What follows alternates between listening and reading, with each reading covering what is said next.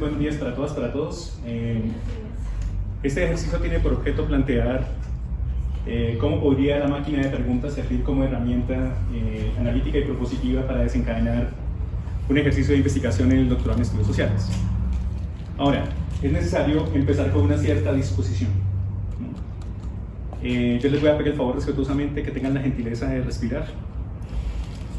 Enderecen su espalda, por favor, gracias. Enderecen su espalda, respiren, suelten lo que tengan en la mano, dejen la ansiedad metodológica para otro momento, ¿sí? Serenidad, calma interna, porque poder enfrentar estas posibilidades implica una cierta disposición corporal. Casi siempre suponemos que el ejercicio que estamos haciendo en la investigación es una especie de reducción abstracta, que implica un proceso puramente cognitivo, cuando lo que hemos dicho desde el principio es que lo primero que está en la investigación es el cuerpo. Es decir, a diferencia de otras posiciones un poco más academicistas, en las que supuestamente lo que está es el proceso reflexivo, nosotros hemos dicho sistemáticamente que lo primero que está en la investigación es el cuerpo. Y es el cuerpo de aquellos que están en un agenciamiento maquínico deseante, de aquellos que están en una relación de poder, aquellos que están inmersos en una cierta gestión de sus propias vidas, etc. Es decir, lo que no está el cuerpo. Y también el cuerpo del investigador o la investigadora. Porque al fin y al cabo, pues estar sentado en esas sillas, que pues estas son cómodas, otras no tanto, durante tanto tiempo para un entrenamiento corporal que dirige su atención de cierta manera, indica y exige ciertos gestos, determina ciertas acciones, pues ese entrenamiento corporal también hace parte de lo que está acá, ¿no? Así que disposición, respirar, calma interna, serenidad de ánimo.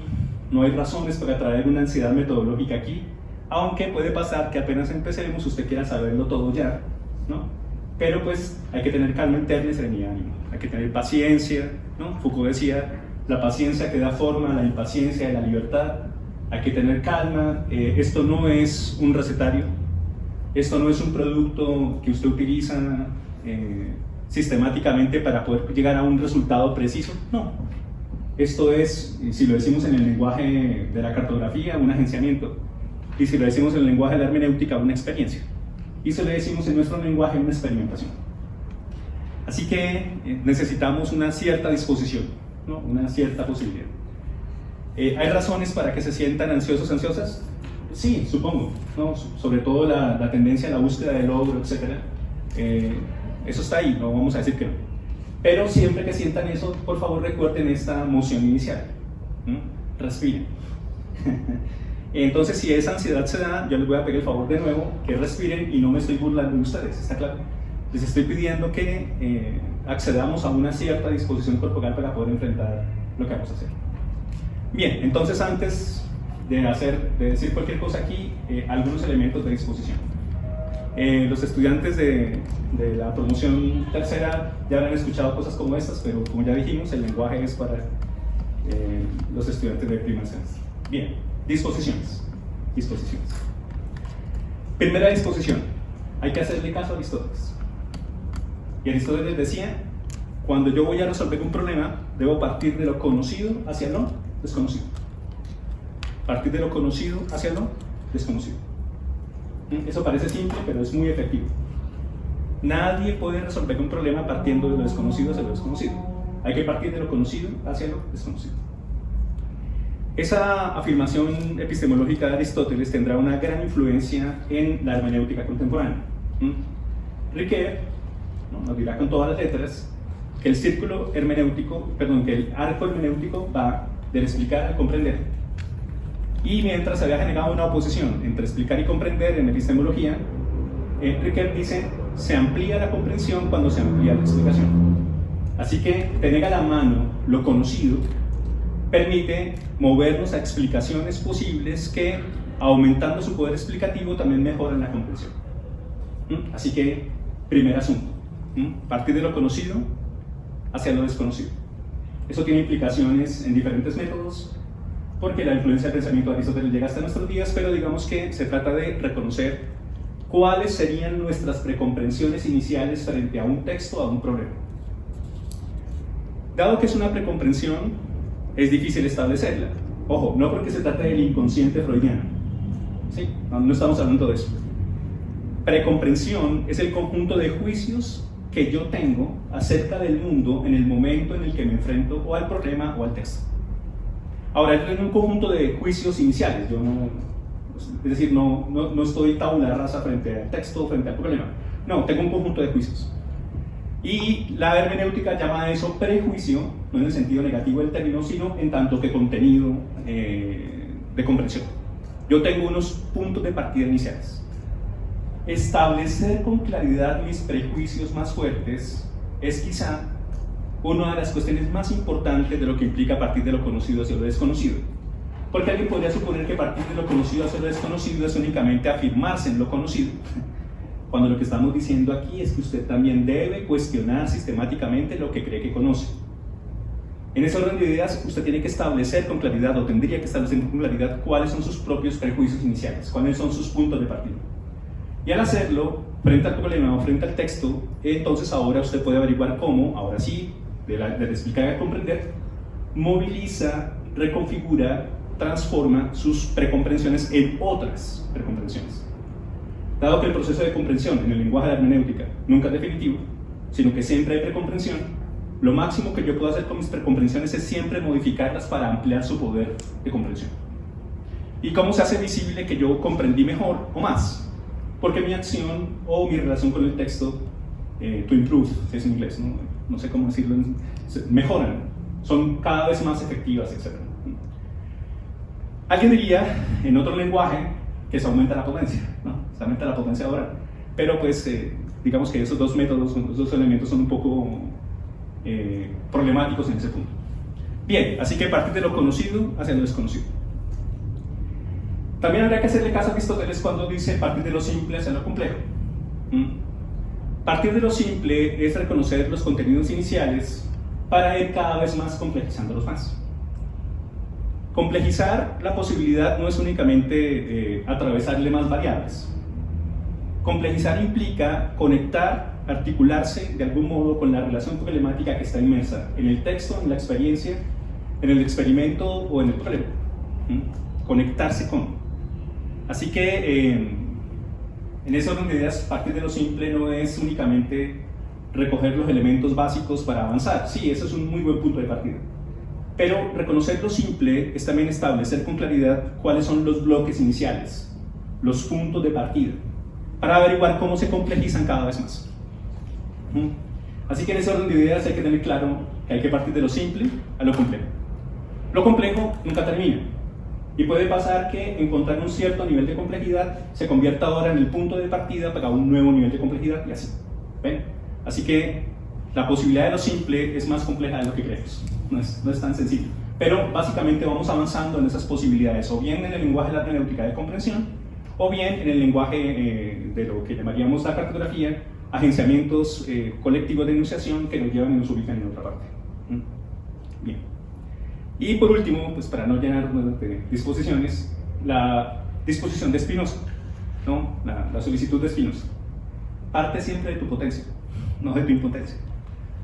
Entonces, si por potencia se entiende siempre en Spinoza potencia de orar, entonces no deberíamos partir de lo que no podemos hacer, o de nuestros bloqueos frente a la página en blanco, o desde los afectos tristes que no me permiten desencadenar mis posibilidades. No, habría que partir de lo que sí podemos hacer. Y lo que podemos hacer no es un posible, veremos eso del campo de posibilidad hoy, no es un posible en tanto que probabilidad. Es un posible en tanto en cuanto se está llevando a cabo aquí y ahora. ¿Ven? Es una agencia.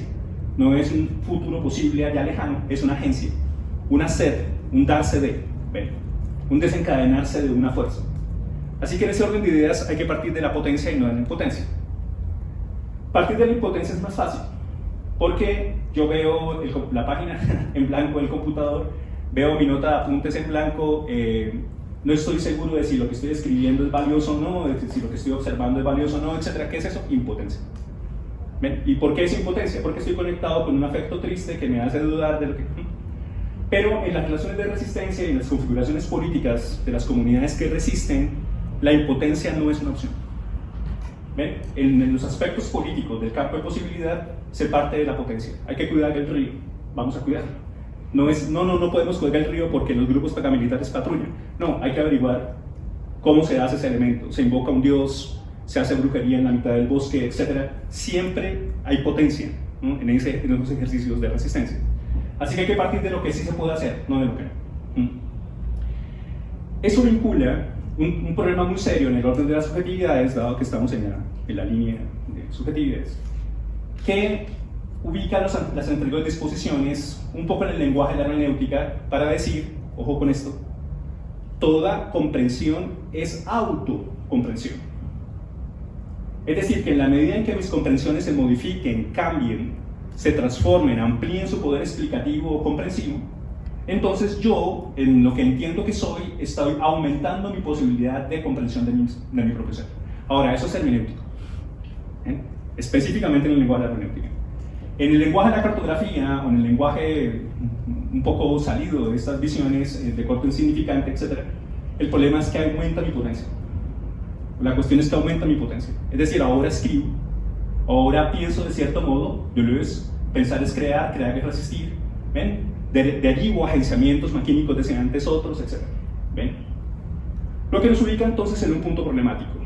Hacer una investigación en subjetividades implica un desafío constante a lo que uno entiende que es. Y eso es problemático porque quizás no pase, nosotros estamos convencidos que sí, pasa en todos los elementos, pero en una investigación en subjetividades es cada vez más claro eso. Si yo asumo una posición hermenéutica, mis precomprensiones iniciales, mis puntos de partida, derivan ahora en otros elementos que me hacen autocomprenderme a mí y comprender al mundo de un modo diferente. Luego esos elementos se complejizan. Pero si se trata de las posibilidades de las relaciones entre afectos complejos y máquinas que se conectan, etc., las relaciones de composición me hacen derivar en un devenir que hace que mi potencia haga otra cosa. Ni en uno ni en otro está garantizado nada. Usted puede llevar un ejercicio hermenéutico que termine interpretando el mundo de una cierta manera y que esa interpretación termine generando un conjunto de posibilidades perversas, dañinas, destructivas. Lo mismo pasaría con los agenciamientos. Nada garantiza que usted desencadene una relación maquínica deseante que atraviesa un espacio liso como máquina de guerra y que eso no termine siendo fascista, o que no termine siendo autodestructivo, o que eso no le pase a las comunidades, tanto en un lado como en el otro. Nosotros, que nos comprendemos el pueblo elegido, ustedes, nuestros enemigos. Máquina derivada de destrucción, eso no es una máquina de guerra, es una máquina de destrucción. O la otra, nosotros, agenciados como fuerza que deja claro que solamente esta potencia y solamente esta producción y solo de estos modos, fascismo de banda, mirádales, esos son los que deben ser destruidos, máquina de autodestrucción, destrucción, pulsión de muerte, de nuevo, etc. Así que, alguien diría, pero ¿por qué ponen esto tan duro de manera inicial? Porque lo que quiero señalar es que esto no es un recetario. ¿Ven? Esto no es un libro que tiene por objeto decirle a usted, si va a llevar a cabo la investigación, el primer punto es este y este. Han visto sus manuales de metodología en todas partes. Aquí lo que estamos hablando es si eligen el lenguaje de la hermenéutica de una experiencia. Y si eligen el lenguaje de la cartografía o de otras posiciones, eso es un experimento. Es una modalidad experimental de construir conocimiento, ¿no?, desde un cierto ejercicio de pensamiento. Dado que siempre y en todos los casos se puede interrumpir este ejercicio para hacer preguntas o anotaciones, entonces por favor no teman interrumpir. ¿Sí? Si algo debe ser explicado, si algo no quedó claro, si necesitan que algo se amplíe, por favor señálenlo inmediatamente. ¿Están de acuerdo? Sí. Bien, entonces... A ver, yo entiendo que seguir una de las dos rutas es la coherencia epistemológica, la coherencia metodológica.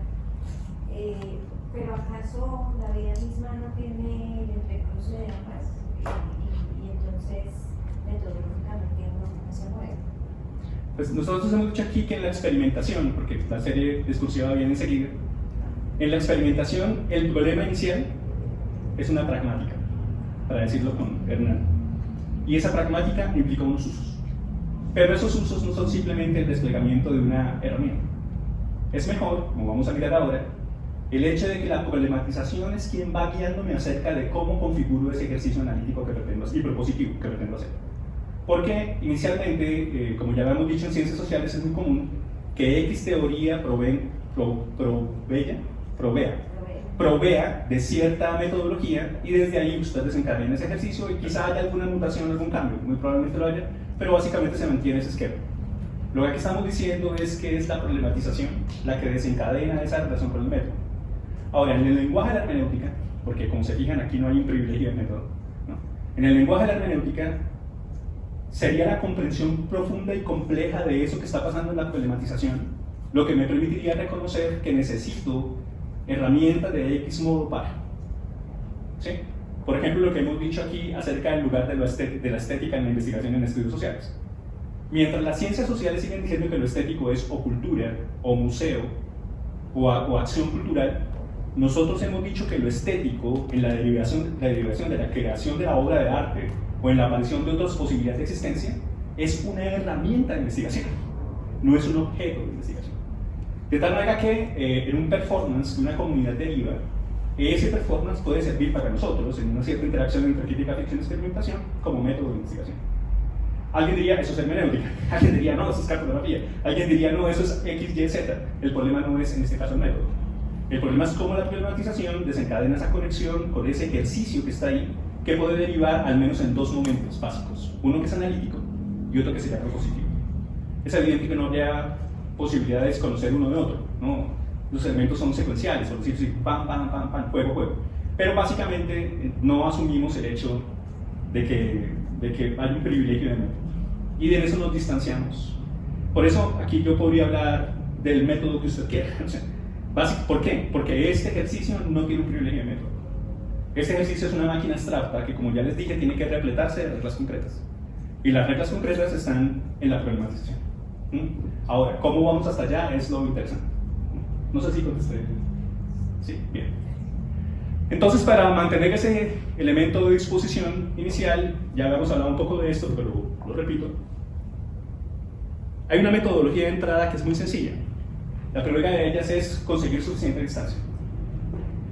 En otros momentos, Hernán y Claudia y los estudiantes de las cortes más avanzadas me han escuchado hablar una y otra vez del problema de la espacialización del pensamiento. Y claro, aquí hay un cierto elemento de la espacialización, pero más allá de imaginarse el espacio, se trata de una disposición de distancia. Esa disposición de distancia implica apartarse un poco de lo disponible para poder llevar a cabo un cierto ejercicio de observación, o al menos un ejercicio de reflexión. Entonces, en este caso, conseguir esa distancia es una cuestión muy importante. Generalmente estamos acostumbrados a una miopía metodológica que nos hace suponer que la única distancia posible es la que tenemos. Entonces, usted se pone las gafas y entonces empieza a percibir mejor su perspectiva, ¿no? En el perspectivismo que hay aquí, porque es un asunto de perspectiva, no de método, se trata de reconocer que hay distancias diferentes. ¿Ven? Una cosa es ir a la molecularidad de una micropolítica, ¿no? Y otra cosa es ir a la macropolítica del gobierno de los cuerpos. Es decir, fíjense que hay que reconocer que la distancia no siempre es la misma y así. Pero más allá de eso hay que tener una cierta disposición.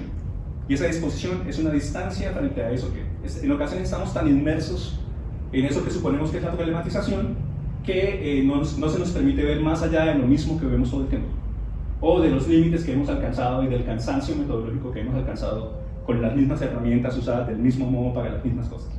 Entonces, en este orden de ideas hay que plantearse una cierta distancia inicial. Tomar distancia es en ocasiones un ejercicio reflexivo, una meditación. En otros momentos, tomar distancia es un evento. Entonces el evento me saca, ¿no? Y me ubica en otra posición. En otro momento, esa distancia es un enfrentamiento político con la emergencia de la diferencia. Lo diferente aparece delante mío, y el primer movimiento de la diferencia es justamente hacer visible mis propios límites. Cuando lo diferente aparece delante mío, no tanto como fenómeno, pero sí se estrella contra mí, lo primero que hace visible son mis propios límites, ¿no? Así que distancia, hay muchos modos de conseguirla, pero casi siempre se asume esa distancia como una posibilidad reflexiva. Es difícil cuando yo me quedo únicamente en lo reflexivo porque, pues, como estoy tan acostumbrado a mantenerlas siempre las mismas miradas del mismo modo, por las mismas razones, el despliegue entonces del movimiento del poliedro, ¿no? El poliedro puede moverse en una perspectiva, hace que yo, por ejemplo, pueda analizar si mi punto de partida siempre ha sido epistemológico. Y ahora le planteo un desafío a ese punto de partida. ¿Qué pasa si esto lo veo con ojos estéticos, por ejemplo, con una perspectiva estética? Entonces ahora la distancia se ordena de otro modo. Pero quizá el primer movimiento sea este, distancia. Luego viene justamente el esquema que estamos planteando aquí, que es la configuración de la máquina de preguntas. Hay que preguntar. Ahora, no se trata de que haya preguntas buenas y preguntas malas, sino herramientas mejor diseñadas que otras, dependiendo de la relación con la configuración, de la problematización. Así que hay preguntas que están mejor hechas que otras, en tanto que aumentan la potencia o la posibilidad de comprensión, como quieran, de la problematización.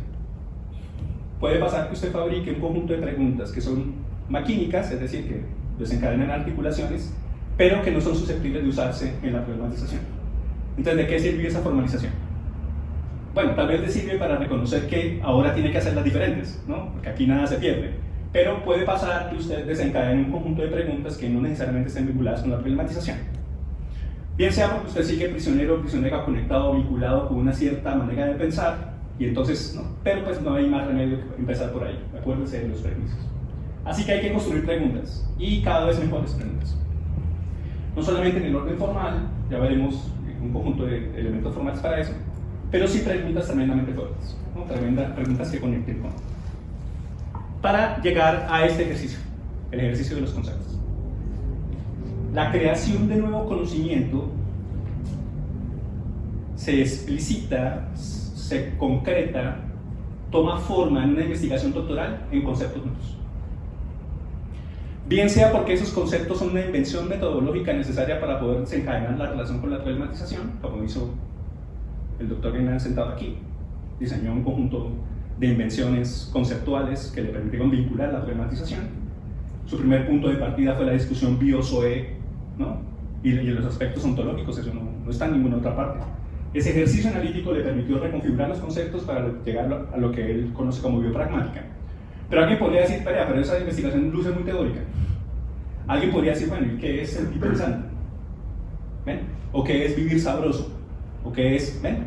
Los agenciamientos colectivos de enunciación, como vivir sabroso, en este caso, implican la posibilidad de derivar conceptos. Ahora, el pensar bonito, como dicen mis compañeros indígenas, podría lucir para Occidente como un no concepto. Alguien podría decir, no, eso no es un concepto. Bueno, ¿y qué es el pensar bonito? Pues no hay nada más difuso que definir pensar bonito, y más si uno está subido en una máquina yajecera, por ejemplo. No. Entonces, digamos que el asunto es que llegar a los conceptos no es llegar a la definición tradicional de conceptos en el sentido puramente filosófico del término, sino llegar a un ejercicio creativo. ¿Ven? El ejercicio de creación, esta posibilidad de pensamiento que crea ahora esos elementos. Eso está en las comunidades que agencian estas posibilidades, o están en la interacción crítica, ficción, experimentación que usted puede desencadenar en su propia investigación.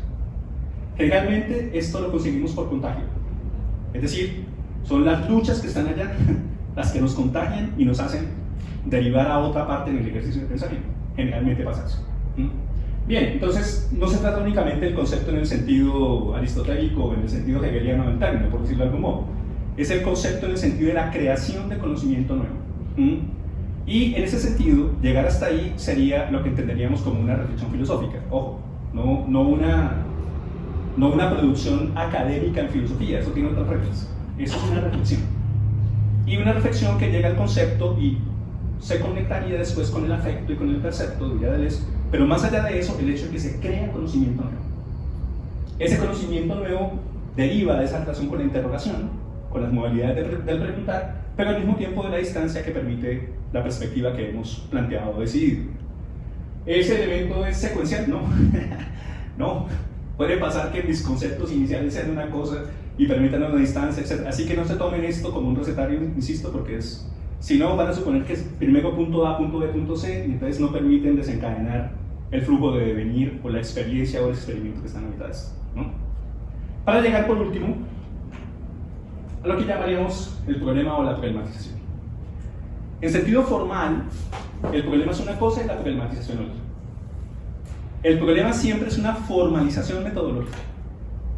De modo que no vayan a creer ustedes que porque decimos problematización, no estamos diciendo que debe existir una formalización metodológica de la misma. Debe existir. Tiene que ser coherente, consistente, etc. Pero digamos que el problema es esa formalización metodológica.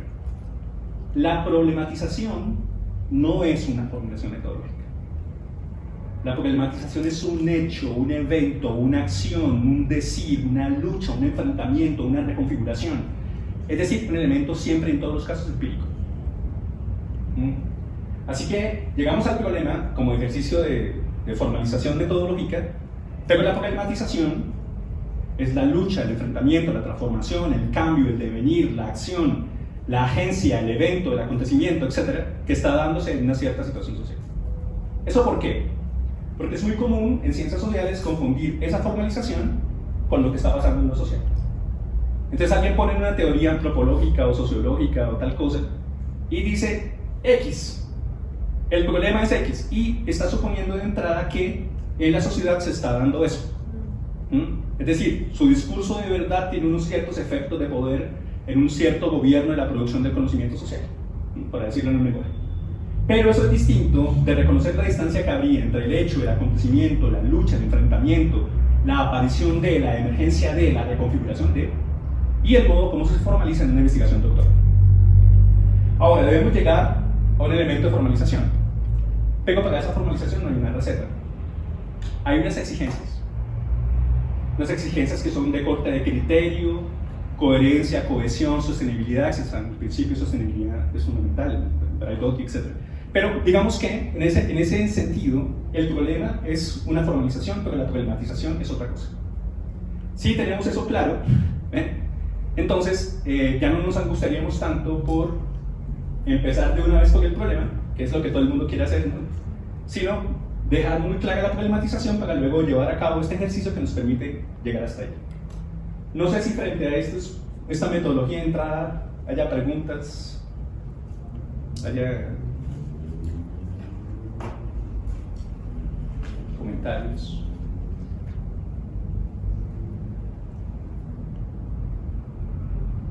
Bien. No sé, no es una... si pudiéramos, pues, pensando en las compañeras de la tercera promoción, si pudiéramos como ampliar un poco más la diferencia que tú estás presentando entre el problema como formalización metodológica y lo que exactamente implicaría la problematización. La angustia metodológica en la elaboración de la tesis consistiría en una formalización, o sea, en el modo como yo formalizo eso y lo ubico en un texto. Pero la ontología del problema, me estoy dirigiendo, la ontología del problema señala que yo puedo reconfigurar la formalización cuando, por ejemplo, reconozco el tremendo lugar de ciertos elementos estéticos en la investigación. Entonces, una cosa es decir, bien, este criterio A, B, C se cumple en el diseño de esta cosa, y otra es decir, esta máquina diseñada de este modo, de esta manera, por estas razones, permite enfrentar este elemento de problematización específico para desencadenar esta otra cosa. Eso es una tesis de doctorado. Eso no es un artículo, eso no es un ensayo, es una tesis doctoral. ¿Sí? ¿Sí me explico? Sí. Entonces, por ejemplo, esos cuerpos trans gobernados de cierto modo han desencadenado esta forma de lucha que enfrenta esta gestión de esta manera, de este modo, por estas razones. Dado este elemento inicial, esta tesis doctoral quiere averiguar hasta qué punto este ejercicio estético que desencadena estos efectos de poder, estas modalidades enunciativas, estas formas del cuerpo y del deseo, permitirían tal cosa. Eso es una tesis doctoral. Entonces ya no es la formalización en el puro sentido de unas ciertas coherencias metodológicas que hay que tenerlas, sino que es la problematización la que desencadena semejante exigencia. No sé si contesté. ¿Sí? Bien. Ya veremos ahora de nuevo. Pregunta, pues, sería... No sé si por allá les bailan los enunciados por aquí, pasa, pero básicamente es eso. Bien, ya hay otros elementos más claros en lo que viene. Una pregunta, a ver si se podría pensar entonces que el problema es una pregunta en sí misma, mientras la problematización es el conjunto de relaciones que se establecen alrededor de esa pregunta en un lenguaje sencillo. O unos elementos empíricos en lo social terminan haciendo que unos sujetos específicos desencadenen unas luchas, enfrentamientos, reflexiones, preguntas, etc., que ahora le permiten a un investigador en estudios sociales o una investigadora desencadenar un análisis formal de eso. ¿Sí me expliqué? Porque el contexto y lo que está ocurriendo allá no es el texto. O sea, la lucha que está allá no es mi tesis de investigación.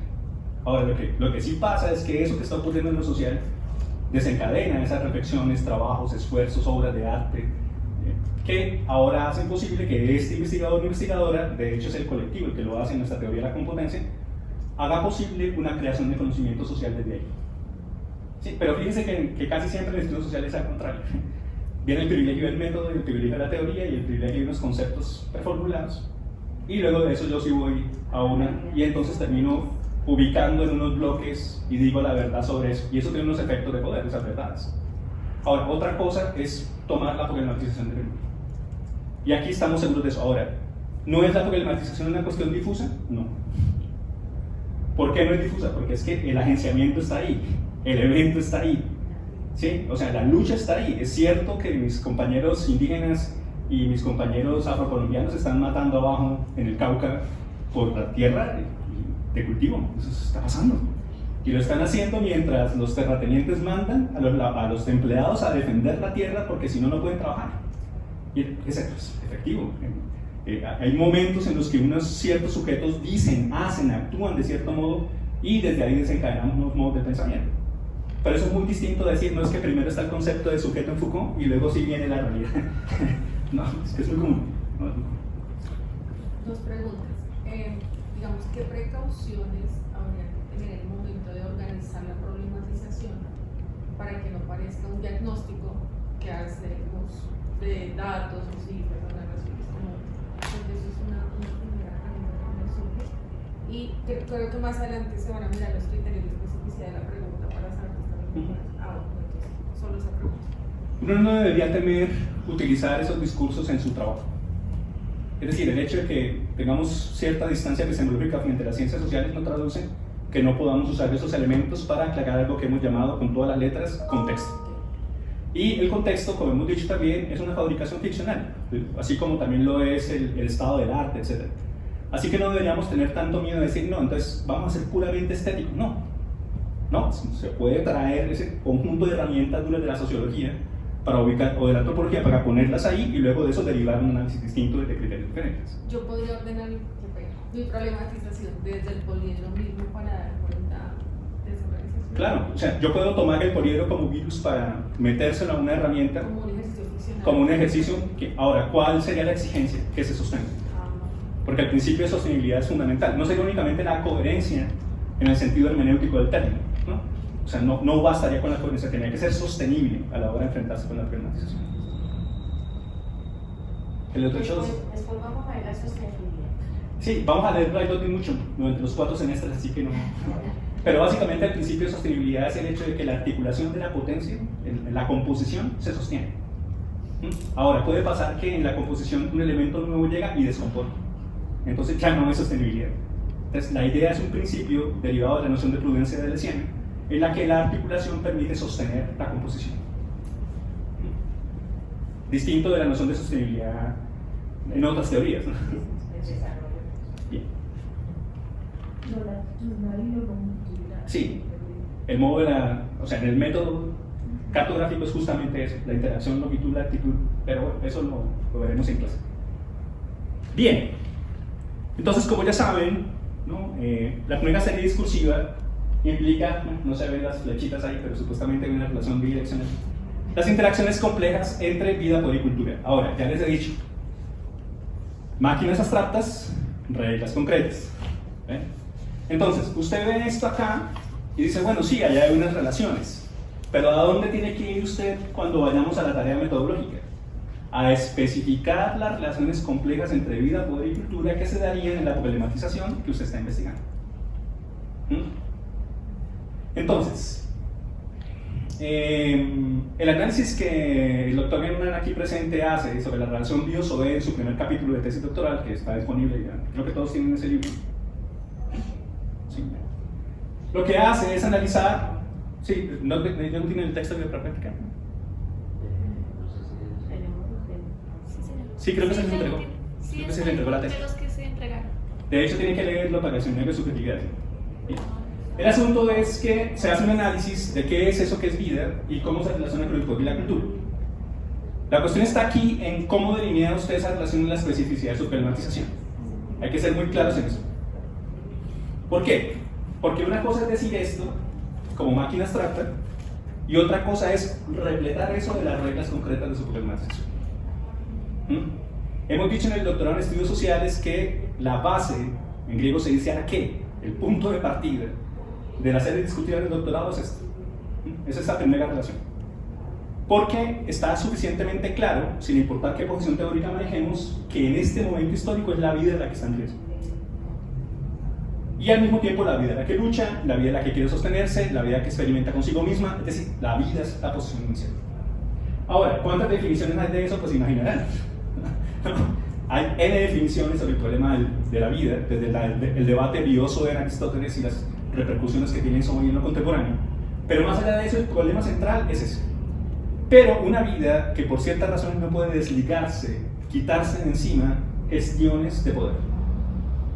No únicamente en el orden de lo biopolítico, ¿no? Sino en el hecho de que la vida en este momento y todos los modos de vida están siendo gestionados en unas relaciones de poder. Ahora, la noción de biopolítica tiene unos límites, ¿no?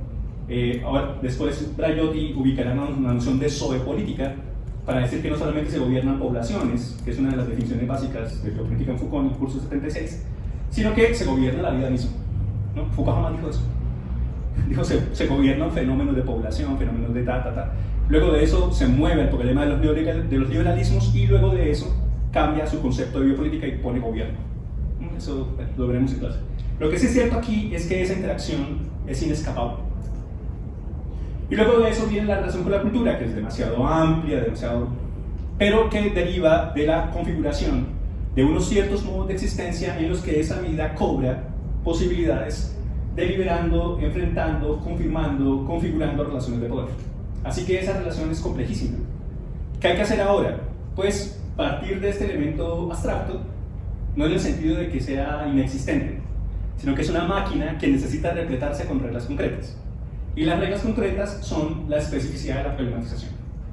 Hemos desafiado en más de una ocasión aquí a alguien a que nos muestre una investigación en cuestiones sociales que no pase por ahí. O sea, muéstrame que su investigación no pasa por ahí. Y de hecho, lo que inmediatamente hacemos cuando alguien plantea una investigación en ciencias sociales, en conocimiento social, lo que sea, es mostrar enseguida cuáles son las reglas completas de esa relación. Porque este es el punto de partida. Así que, primer ejercicio, ¿no? Primer ejercicio en lo que implicaría la reflexión que hace posible, ¿no? ¿Cuál es la especificidad de la problematización a la que yo me estoy acercando en esta primera serie discursiva? Eso no, ¿cómo decirlo? Eso no se puede obviar de la experiencia, ¿no? Como la gente dice, venga, le vendemos una experiencia en lugar de un producto. Suponiendo que le hagamos el lenguaje del capitalismo, entonces nosotros les diríamos eso. No se ahorren esa experiencia. No solo porque hermenéuticamente hablando es increíblemente poderoso, ¿sí? Si quieren averiguar las relaciones de comprensión, precomprensión, etc., sino que en el orden de los agenciamientos es muy interesante ver cómo esto se configura. Por un lado, en la pregunta que hizo Yasmina acerca de lo diagnóstico, ¿no? Pero por el otro lado acerca de los modos de resistencia y lo propositivo, ¿no? Bien. Así que establecer con claridad cómo funcionaría eso. En los trabajos de dirección de tesis, el doctor Martínez no está acá, pero pues, bueno, él está vinculado con nosotros en lo que planteamos aquí, con la doctora Claudia y el doctor Nunan. El primer trabajo consistiría en poder establecer con claridad esto, o con la mayor claridad posible. La mayor claridad posible. La segunda serie discursiva es más compleja, claro, porque se compone de una manera distinta como posibilidad analítica, pero digamos que este es un muy buen elemento. Ahora, como ya habrán adivinado, estas series discursivas se componen con las preguntas básicas. Ya les mostraré cómo se configura esa máquina, rarísima. Pero básicamente aquí se organizan las interacciones que necesitan explicitarse en la especificidad de la problematización. Ahora, si a eso le metemos las preguntas básicas y luego les entendemos los aspectos del poliedro, pues nos daremos cuenta enseguida que es inviable hablar de qué es eso que es la vida sin ontología. O hablar eso, ¿qué es eso que es la cultura sin estética, o sin poder, o sin política, o todos los demás aspectos, ¿no? Pero los entrecruzamientos ya vienen. Como saben, entonces, la segunda serie discursiva implica la relación crítica-ficción-experimentación. Habíamos hablado que para el seminario de convergencias avanzáramos en la posibilidad de entender cómo es que mi propia investigación se ha vinculado con ciertas tradiciones críticas. Porque pues toda investigación, en disciplina o en transdisciplina o en lo que sea, está vinculado con elementos de crítica. Ahora, una cosa es decir X posibilidad crítica y otra cosa es decir X acción crítica, X pensamiento crítico, porque no, lo crítico no es únicamente la teoría académica. Para Foucault será, por ejemplo, una actitud, un cierto modo de, ¿no? Una forma de existencia que. Pero más allá de eso, la cuestión de la crítica se vincularía entonces en el debate con la verdad, especialmente en el debate por la verdad social, con la cuestión de la ficción. Bien sea porque reconocemos que una tesis doctoral es un producto discursivo. Aparecería Derrida otra vez con la gramatología y bueno, y entonces ¿qué pasa con las tesis doctorales de mis compañeros indígenas que se sustentan oralmente, como ya está pasando con el doctorado de la Madre Tierra en la Universidad de Antioquia? Bueno, ese ejercicio hacia allá tendremos que configurarnos, pero en este momento histórico, su tesis doctoral es un producto discursivo. Es un texto fijado con un conjunto de reglas que van a ser evaluadas desde unos criterios precisos, etc. Ahora, pues todos sabemos que la construcción de la verdad que derive de nuestra tesis es un asunto ficcional, no porque no sea verdadera, sino porque el problema de esa invención es sus efectos en el esquema de transformación, cambio, comprensión, autocomprensión, etc. Bien sea la reconfiguración posible de otra manera de ver las cosas, un ejercicio de pensamiento nuevo, o la máxima expresión de la ficción, que es la configuración de una nueva posibilidad metodológica. Es decir, mostrar que la problematización a la que nos enfrentamos termina siendo tan tremendamente compleja que nada de lo disponible podría resolverlo o que un elemento nuevo apareció, así que necesitamos un nuevo método. Ahora, pues claro, si uno dice, no, es que yo inventé un método de investigación en estudios sociales, alguien podría decir, uff, qué monstruo. Para nosotros eso es lo más cotidiano que hay, en tanto que constantemente está produciéndose nuevo conocimiento. El problema está en que quedamos entrampados en el ejercicio académico de que ese conocimiento sea reconocido, sea sellado con, que alguien le tome la foto, que usted sea el héroe epistemológico y que luego sea el policía epistemológico de eso. Y que no basta con ser el héroe, hay que ser policía epistemológico de eso. Le pasó a Hernán, le mandaron una carta diciendo la noción de biopragmática es mía y no suya. Esas cosas pasan, ¿ven? Lo fundamental aquí es que ficcionar el método implica la posibilidad de reconfigurar o, en el lenguaje de la hermenéutica, una tremenda posibilidad de comprensión sobre una problematización que sirve como herramienta para alterar eso que está ahí, o la configuración de un modo de pensamiento que hace emerger conceptos nuevos que sirven como herramienta para alterar eso que está ahí. ¿Pero no es lo mismo? No, no es lo mismo. En ese orden de ideas, el ejercicio de la ficción implica, como ya vimos inicialmente en el seminario de convergencia inicial, el problema con la verdad. El problema de la verdad, en este caso, producida en discursos, comillas, científicos de lo social. Y la experimentación, que tiene diferentes niveles, ¿no? Una cosa es la ficción como trabajo literario, otra cosa es la ficción como reconfiguración inicial o parcial o experimental de un cierto método, y otra cosa es la experimentación cuando ponemos a prueba, la definición de experimento versus la experiencia, ponemos a prueba unas posibilidades. Ese poner a prueba implica unos ciertos riesgos, pero también unas ciertas reglas que hemos decidido por qué razón van a funcionar. Esa experimentación es distinta en lo metodológico a lo ético, y es distinta a lo metodológico a lo político, pero están intervinculadas. Si yo he decidido de mí mismo, de mí misma, que tendré cierta vida porque cierto modo de pensamiento me ha obligado, movido, derivado a establecer una distancia frente a eso que vivo en lo cotidiano, entonces ese ejercicio de experimentación es ético, pero termina conectado con lo estético, porque me está exigiendo una nueva manera de existencia, pero también con lo político, pues porque yo también le paso a otros, como dice mi astróloga favorita, ¿no? Yo también le paso a otros y otros también me pasan a mí. Y entonces, en las relaciones de composición, yo termino por composición, por contagio, movilizando las existencias de los otros, etc. Y hay elementos de la experimentación que pueden desencadenar devenires Así que necesitamos reglas de prudencia precisas, dirá Deleuze, pero también necesitamos posibilidades que nos permitan hacer visible el conocimiento nuevo que aparece ahí, o las posibilidades nuevas. Ahora, ¿qué relaciones hay entre experimentación y crítica? Pues se pueden poner a un juego verdades experimentales sobre X cosa. Y se pueden hacer de una manera parcial, de una manera no definitiva, ¿no? Provisional, y no pasa nada. No es que si no resuelve definitivamente esto, entonces no sirve. No, la tesis doctoral puede ser un cierto punto provisional. ¿Ven? Puede llegar a un cierto punto intermedio. ¿No? El medio es el problema. Atravesar por la mitad es el asunto problemático. Y si Dioniso, bendito sea su nombre, es el dios de los intersticios, pues quizá pueda ayudarnos a ubicarnos ahí, ¿no? En los elementos intersticiales para poder mantener el flujo de devenir. Lo que sí es cierto es que yo podría ficcionar literariamente o tomar una ficción literaria para plantear desde ahí una cierta experimentación. Podría experimentar un método para desde ahí desencadenar una nueva verdad y tener consecuencias en una alternativa crítica nueva, etc. Es decir, esta relación es cada vez más compleja. Mientras, en la interacción vida, poder y cultura, la problematización es lo fundamental. Aquí es el devenir, o si quieren llamarlo la experiencia, si quieren llamarlo en lenguaje hermenéutica, la experiencia de pasar por aquí en el orden de la investigación, la que interconecta esos elementos. Ahora, hay demasiado detrás de la crítica, la ficción y la experimentación como productos de la cultura. Hay demasiados elementos. ¿Qué hay que hacer? Averiguar cómo ellos ayudan, funcionan, sirven como herramientas en una pragmática para enfrentar la problematización. No sé si frente a eso...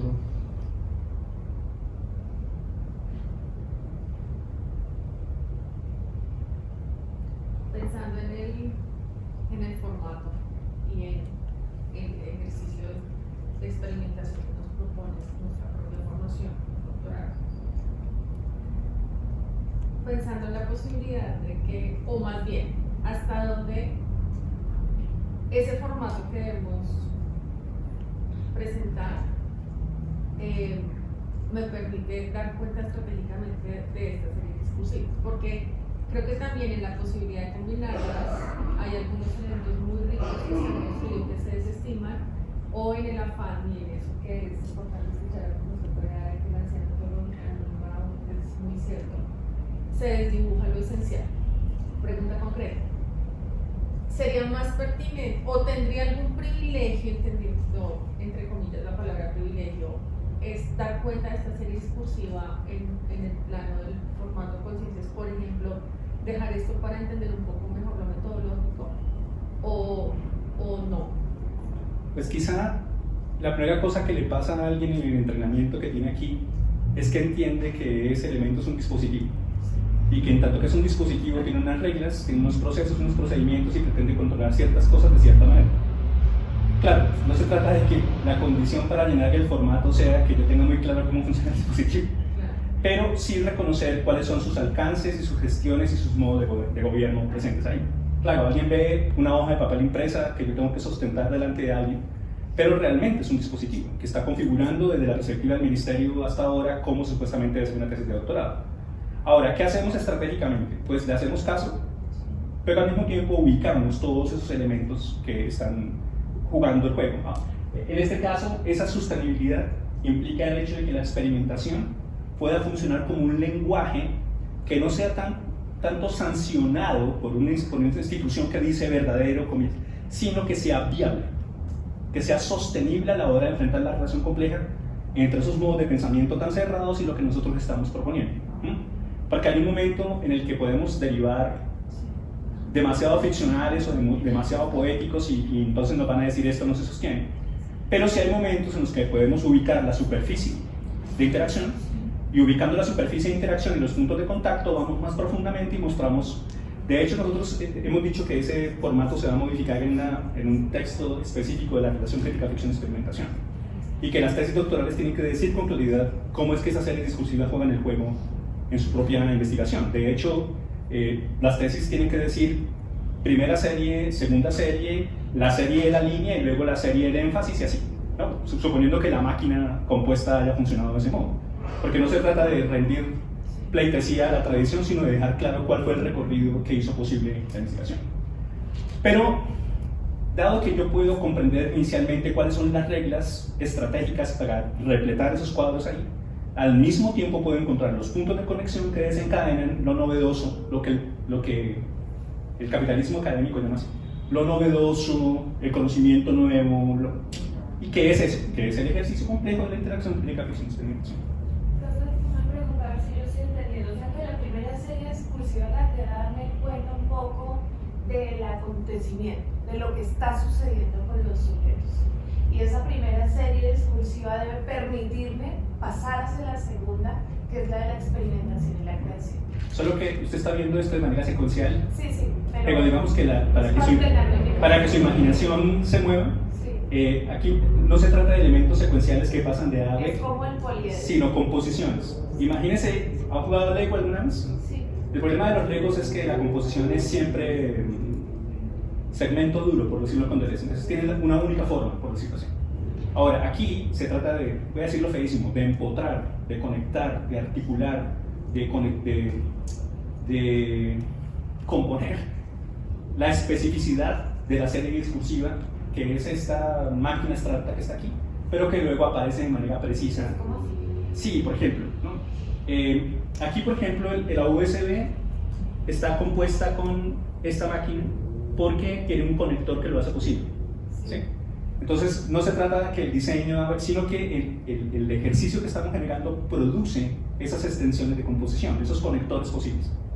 Entonces, esa interacción vida, poder y cultura inicial, propia, se conecta con esta que también es específica. Les pongo por caso, para hablar en un lenguaje muy sencillo. Yo llego a una comunidad en la que el pensamiento indígena es fundamental y veo unas tradiciones, unas posibilidades, unas experimentaciones, pero me pregunto cómo podría, pregunta propositiva, ¿cómo podría una reflexión feminista indígena servir como herramienta para modificar las percepciones críticas que tiene esa comunidad? Y entonces mira, me sale el chamán o me sale el hermano mayor y me dice, aquí no. Aquí está ordenado que manda lo masculino. Oye, pero Lorena Carnal en Guatemala ha dicho, eso allá, esas señoras allá, yo voy donde los compañeros chamanes que se reúnen y ellos no aceptan brujas al lado. De hecho, en ocasiones la bruja es un enemigo. Porque si ya es complicado la relación chamán-chamán, ¿quién sabe dónde va el territorio? ¿Quién embruja? ¿Quién? ¿Cuánto vale tal cosa? Es complicado. Ahora imagínense la relación con mi amiga, la bruja, la curandera, la huesera, lo que sea. Ahora, en este caso, yo traigo una tradición crítica que trata de componerse con esa posición y no hay composición posible. ¿Por qué? Porque no hay máquina de conexión. Pero si la máquina de conexión son los devenires, si los puntos de conexión son los devenires, y en un ejercicio de esos, el devenir arrastra esas posibilidades a otro lado, entonces alguien dice, aquí el género no es relevante. Allá hay unos poderes tremendamente peligrosos y por eso me aparto. Por eso me aparto, porque hay unos poderes terribles en esa bruja. Un devenir bruja es una de las cosas más complejas que hay. Porque mi masculinidad está en la mitad y tenía en otra parte. Por eso Deleuze decía que el primer devenir es el devenir mujer. Es el primer devenir. En fin, por poner un solo ejemplo. Pero pueden ser más. ¿Sí? Es decir, yo traigo un aparataje crítico y lo meto a un esquema y puede no funcionar. ¿Sí? Ahora, por ejemplo, yo llego y traigo el problema del biohacking a una comunidad indígena y la comunidad indígena puede decir que con la máquina no se mete. O sea, no se va a meter fragmentos pero sí podría alterarse con elementos de orden molecular. O sea, venga, jugamos con eso a ver qué pasa. Complejo. Lo que sí es cierto es que esas posibilidades críticas son diversas y no siempre generan composición. Ahora, ¿qué habría que hacer? Averiguar cómo, en el ejercicio analítico que yo traigo, esa composición es viable con la problematización. Es decir, con lo que los sujetos hacen, dicen, con el evento, con la acción, con la lucha. Y puede pasar que no. Pero también puede pasar que el elemento nuevo sí. Voy a poner por caso. Rancière analiza cómo la novela del siglo XVIII se convirtió en el relato subjetivo más importante de Europa. Alguien diría, no, el relato más subjetivo de Europa en el XVIII fue la filosofía alemana. Pero Rancière dice, no, fue la novela. Y desde la novela se configuraron métodos filosóficos. Eso es duro de decir. Ahora, ¿qué está diciendo ahí? Que el ejercicio de la ficción literaria hizo posible unos modos de crítica nuevos a través de unas experimentaciones con la reflexión filosófica. Eso es demasiado amplio, porque estamos hablando de un evento muy, muy amplio, pero yo puedo ver las repercusiones en una investigación que dice, quiero averiguar cómo la literatura ficcional colombiana podría servir como herramienta para configurar una historia distinta de lo que pasó en el conflicto armado. Entonces en ciencias sociales alguien dice, pero es que eso es literatura, muéstrame la investigación. Eso no sirve, ¿no? Es que estamos derivando una posibilidad estética que puede servir como herramienta para dar cuenta de una posibilidad histórica de esta manera, de este modo, por estas razones. Y eso es un ejercicio experimental que tiene consecuencias críticas. Ahora, yo no puedo avanzar más allá porque nos hace falta repletar eso de las reglas concretas de cada investigación. ¿Sí? Hay que pasar por ese ejercicio, que, insisto, por un lado es vivir una experiencia, o por el otro es subirse en un agenciamiento químico que lo lleva a uno en un determinado error. Bien. No sé si me expliqué. Yo tengo una pregunta. Si entendemos la problematización como asuntos concretos, luchas que podemos, en las que participamos, que estamos implicadas, como toda esa construcción del problema no nos va apartando de ellas. ¿Cómo mantenemos esa conexión con lo concreto, con la problematización? Una de las dificultades más serias en la investigación tiene que ver con el papel político de mi tesis doctoral. Y alguien podría partir del supuesto fuerte según el cual mi tesis doctoral debe ser una herramienta política para él. Eso es una decisión de cada investigador o investigador. Pero no podemos decir que es obligatorio. Por ejemplo, que mi tesis o que la tesis resuelva un problema ya, quiera salvar a alguien, diga la autenticidad del sujeto o la identidad del sujeto A, B, C y D. Todas esas finalidades quedan aquí suspendidas por una razón muy simple. Una tesis doctoral es simplemente un producto académico que tiene por objeto probar que ese sujeto que la obtiene tiene el máximo nivel de conocimiento sobre una problematización específica, tiene nivel de experto en eso y es un investigador certificado. Y alguien dice, sí, pero es que yo también quiero que eso sirva para una lucha. Sí, claro, pero no es elemento constitutivo o concomitante de la tesis. Alguien dirá, no, pero sí, tiene que serlo. Es la opción política y ética de cada quien. Ahora, alguien me dice, por ejemplo, yo soy militante. ¿No? ¿A quién le pasó aquí en esa investigación? Se me olvidó a quién se fue. Yo soy militante. ¿Sí? Militante, estoy comprometido con la lucha, comprometida con la lucha, y alguien me dice, te estás apartando. Pero yo puedo contestar, quizá el problema es que yo estoy inaugurando una lucha nueva. Y la lucha nueva consiste en hacer visible la posibilidad de traer nuevas herramientas para poder entender de una manera diferente este mismo elemento. Ahora, pues tengo que persuadirte a ti de que mi lucha es válida o no, pues eso es complicado. Y es complicado porque, pues, recuerdan el debate tan serio que le pasó a Judith Butler cuando en Género en Disputa empieza diciendo la mujer no es el sujeto femenino. Todos los movimientos feministas se le echaron encima. ¿Cómo así que la mujer no es el sujeto femenino? No, y no lo es de esta manera por estas razones. Entonces, no necesariamente lo que uno o una pueda construir va a ser un asunto aceptado. Puede salir un elemento monstruoso, como dice la doctora Claudia, de esos aspectos que están ahí. Puede pasar que aparezca una cuestión completamente distinta, que sea un elemento nuevo, y no habría que tenerle miedo a eso. A no ser, claro, que eso termine en un agujero negro, una máquina fascista. Este sí es el conocimiento verdadero y ese no. ¿Sí? O que alguien diga, esto lo único que prueba es que la vida tiene que abolirse. Que la vida es lo que pesa, lo que no sirve, lo sin sentido, entonces matémonos todos o matemos a los demás. Es cuando eso pasa, entonces ahí sí ya terminamos en un principio de no sostenibilidad, eso no es sostenible. Pero si la herramienta funciona como posibilidad de nuevas alternativas críticas, o sea, miren cómo este ejercicio de lucha hizo posible este pensamiento nuevo. Y no es lo mismo estar metido en una lucha a pensar distinto gracias a la lucha.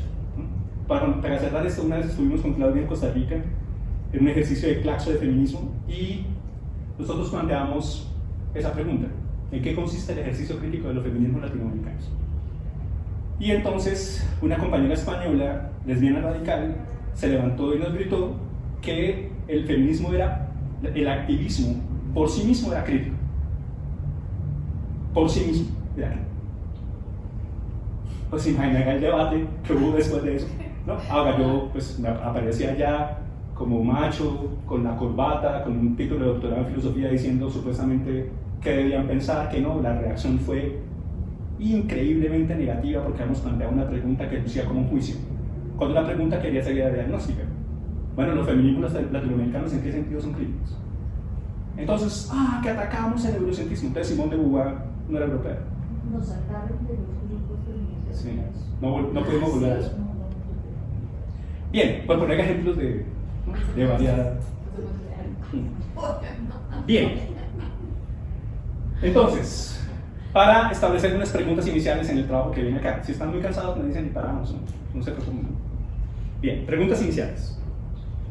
¿Cómo puede usarse el poliedro de inteligibilidad como herramienta analítica para delinear un campo de problematización? Entonces, en el análisis, como se fijan, hay un verbo ahí que es delinear un campo de problematización. Delinear es establecer los límites, los alcances de. La noción de límites en sí misma complejísima. Trabajamos eso un poco en el seminario electivo del semestre pasado, pero los límites de la problematización es establecer hasta dónde va el alcance de la problematización. Ya les dije que se trata de un ejercicio de espacialización del pensamiento, pero aquí se trata de delinear el límite del campo de problematización.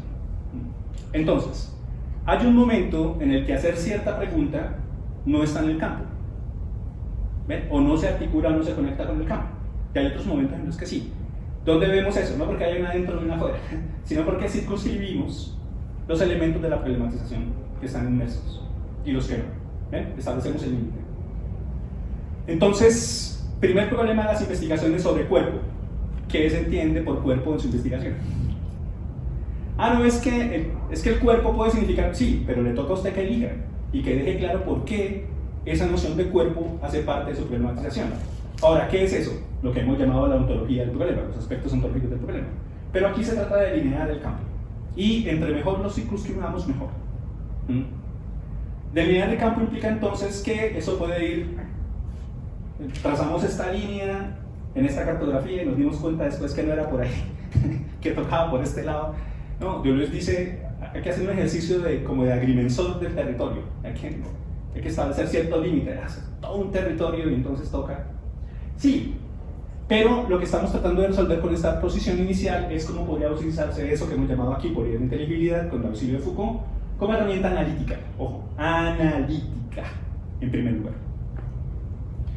En la pregunta que hizo Yasmín acerca del diagnóstico, pues no se trata de que los diagnósticos sean el enemigo. La pregunta es cómo damos cuenta de la interacción compleja entre contexto, acontecimiento, evento, interacción, agenciamiento, reflexión, lucha, etc. Así que sí necesitamos delinear el campo de problematización. ¿Que eso es diagnóstico? Puede ser. ¿Y debería haber algún problema por eso? Ninguno. Que estoy utilizando estos criterios para hacer tal diagnóstico por estas razones. ¿Es eso coherente? ¿Se sostiene? ¿Es vinculante? ¿Permite ampliar las posibilidades analíticas o no? Sí, bueno. No, entonces el director, el jurado o la jurado le dice, cuando usted llevaba a cabo este ejercicio analítico, al parecer confundió A con B con C y entonces terminó en Z cuando realmente eso no es así. ¿Y qué toca? Pues usted tiene que sostener. La razón por la cual elegimos esta posibilidad es porque permitía enfrentar esto de este modo, de esta manera, para conseguir esto otro en lugar de eso que usted me está diciendo. ¿Qué es eso? Sostener una posición. ¿Ven? Dejar claro por qué. ¿Ven? En este caso la pregunta es más por qué. ¿No? Sostener una argumentación, una justificación. Así que delinear el campo desde el poliedro. Y una pregunta más propositiva, más difícil. ¿Cómo podría usarse el poliedro como herramienta propositiva para visibilizar un campo de posibilidad? Como se fijan, hay una distancia en el verbo. Una cosa es delinear el campo de problematización y otra cosa es visibilizar un campo de posibilidad. Hacer visible no es, como diría alguien, hacer visible lo invisible. En muchas ocasiones se creyó que la crítica era eso, hacer visible lo invisible. Será Foucault precisamente el que nos diga que la crítica es hacer visible lo visible. Es decir, right here, right now, aquí y ahora hay un conjunto de luchas desplegadas que están aquí y ahora. ¿Ven? No es que un super ejercicio crítico nos permite hacerlos visibles, no. Es que aquí y ahora están. Lo que hay que hacer es hacerlas visibles. Ahora, ¿qué diferencia hay entre un campo de problematización y un campo de posibilidad? ¿No? Generalmente coexisten, ¿no? Pero generalmente puede pasar que en la problematización haya unos bloqueos. Es decir, la potencia no puede agenciarse o aparecen unas estrategias que generan unos efectos que todavía no hemos sabido cómo enfrentar, etc. El campo de posibilidad es el ejercicio concreto de las resistencias, transformaciones, cambios que están dándose en esa lucha, en ese contexto, en ese elemento dado. Entonces, en las pasadas elecciones, alguien diría, emergió el campo de posibilidad que tenía que ver con la periferia colombiana eligiendo una versión presidencial. ¿No? Resulta que ese campo de posibilidad no emergió, se construyó, se organizó, se trabajó, fue un ejercicio estratégico tremendamente fuerte y por esa razón fue posible. ¿Ven? No fue posible por un asunto, ¿cómo decirlo? El azar tiene un lugar, pero no solamente porque el asunto azaroso, ¿ven? Sino porque fue un elemento estratégico, porque fue un trabajo estratégico preciso. Ahora, ¿por qué razón ocurre ahora y no antes? ¿Qué fue lo que ocurrió antes que ese campo de posibilidad no estaba abierto? Bueno, todos sabemos qué pasó.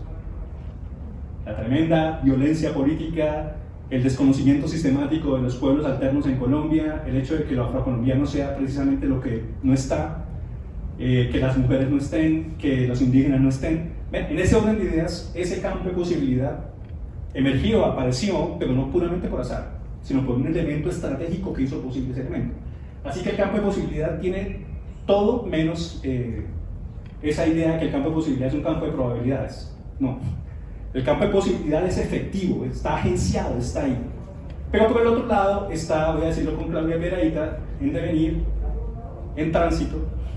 ¿Ven? Así que no todas las posibilidades están agenciadas ya para hacerlas visibles ya. Hay elementos de tránsito en este momento circulando como máquinas de guerra en espacios lisos que no necesariamente vemos. O para decirlo en otro lenguaje, hay estrategias que están en estados intermedios averiguando qué va a pasar con las reacciones estratégicas de otros modos de gobierno para averiguar hasta dónde puede alterarse una posibilidad política. ¿Ven? Así que no siempre el campo de posibilidad es visible. Hay elementos que están, pero eso no significa que sea probable en el sentido de que por allá algún día será probable que tal cosa, como la cuestión utópica, ¿no? Tan valorada por la hermenéutica y tan valorada por el marxismo y por otras posiciones. Debemos decir sin ninguna vergüenza aquí que nosotros no asumimos ninguna posición utópica. No asumimos ninguna posición utópica, por muy espacial que sea lo que estamos diciendo aquí. No estamos diciendo que el campo de posibilidad sea utopía, ¿no? El campo de posibilidad es agenciamiento en tránsito, desencadenamiento de posibilidades estratégicas, acciones precisas, aperturas de pensamientos, acciones, luchas, creaciones efectivas, o para decirlo mejor, agenciadas. Así que hacer visible, no lo invisible, sino lo visible, porque eso está aquí y ahora. ¿Ven? Y al mismo tiempo establecer con claridad cuál sería el campo de la problematización que emerge desde esos elementos analíticos que el Poliedro propone. ¿Ven? Así que esto es una herramienta, y solamente eso. Es decir, menos mal estamos grabando esto, así que nadie podría decir que hemos construido una nueva religión metodológica para decirle a los demás cómo deben pensar en estudio social. No. Hemos diseñado de manera compleja y difícil, a través de experimentaciones, una herramienta que puede ubicarse de muchos modos para poder desencadenar un conocimiento social nuevo. ¿Ven? ¿Que es una metodología? Sí. ¿Que tiene elementos teóricos extraños? Sí, pero también es un ejercicio experimental, ¿no? En el conjunto que tiene reglas y al mismo tiempo está poniéndose a prueba, etc. Esas son las preguntas problema. Sus mercedes que ya pasaron por esos talleres de construcción de pregunta, ¿está claro el esquema? ¿Sí? Creo que la forma como ya aparece, que es muy concreta, y valdría la pena que en el énfasis, que para no transmitir, en el énfasis sea algo que se trabaje con más intensidad. Creo que vale la pena porque no está desligado, es decir, la posibilidad de linear el campo de problematización se combina con estas dos series previas, que pena que no como ese zigzagueo, como diría la pero también creo que el campo de posibilidad tiene un reto distinto cuando estoy ordenando la problematización y se puede caer en suponer que la respuesta o la tesis doctoral es el campo de posibilidad y no lo es. Eso es lo que acabo de sentir en el ordenamiento. Pues a mí me alegra muchísimo que usted haya llegado a esa conclusión, porque claro, así como el campo de problematización no es la formulación la formalización de la tesis. Porque una cosa es el campo y otra cosa es... del mismo modo, el campo de posibilidad no es la salvación que estamos construyendo en la tesis para que el mundo cambie, transforme. No, no, pero es muy común que eso pase. Incluso yo mismo podría tener ese agenciamiento más crítico de antes, suponiendo que en efecto mi propio discurso por fin salvará a alguien de tal cosa. Bueno.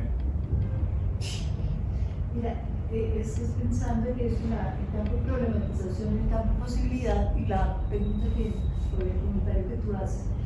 De todas maneras, dependiendo del enfoque en el que uno esté, si miramos la línea de subjetividades, por ejemplo, se juega entre modos de subjetivación, subjetivaciones, desubjeciones, desubjetivaciones, devenires monstruos, en fin, hay una cantidad de posibilidades, ¿cierto?, que se abren como enfoque.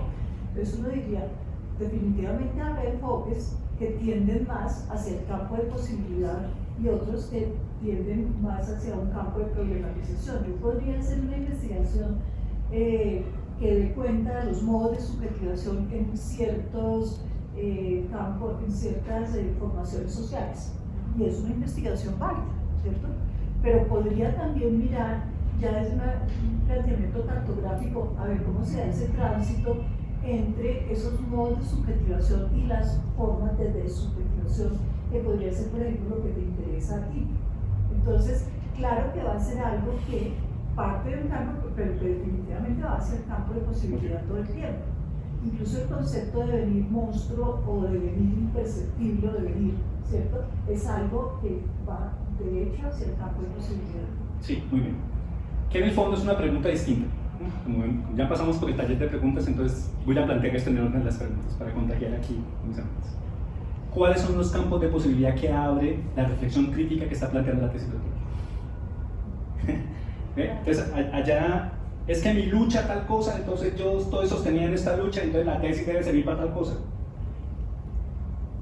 Si, hipótesis, un cierto ejercicio crítico se desencadena como posibilidad analítica y al mismo tiempo punto de partida para una posibilidad propositiva, entonces el trabajo que estoy haciendo en la tesis está abriendo unos campos de posibilidad.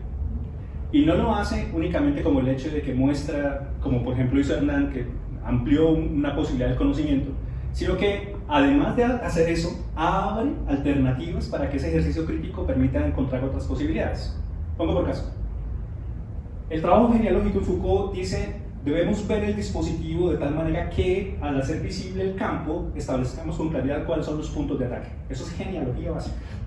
Eso no es Lenin, eso no es identifica a tu enemigo. No, eso es revisemos en el dispositivo cuáles son los puntos de ataque.